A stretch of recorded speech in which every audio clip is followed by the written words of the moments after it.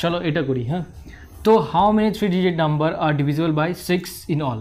তো 3 digit number কই থেকে শুরু হয়, 101 থেকে শুরু হয় আপ টু 999 পর্যন্ত যায়।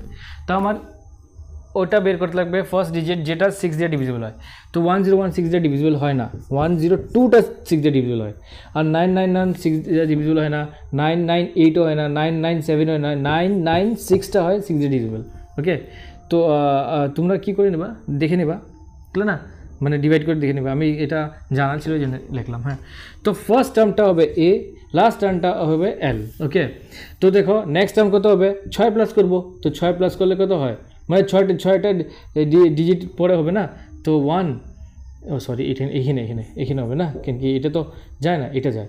তো 6 108, পরে আবার যদি 6 প্লাস করি তো 114, এইভাবে যাবে না। তো ডিটা হয়ে যাবে 6। ডি কি ডিফারেন্স না, 6টা 6 পরে।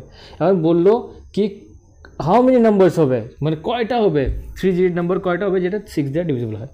তো formula a plus n minus 1 d equal to l. A হয়ে যাবে 102, n হয়ে যাবে ফাইন করতে লাগবে, ডি হয়ে যাবে 6, এটা 996। তো 996 এটা ওদিকে যাবে, মাইনাস 102 যদি করি তো এখানে 4 আসবে, এখানে 9 আসবে, এখানে 8 আসবে। হ্যাঁ, 6 n মাইনাস 1, অ্যান্ড 6টা আমি নিচে নিয়ে যেতে পারি, তো এটা হবে 149।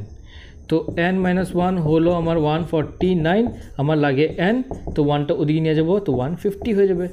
Answer clear.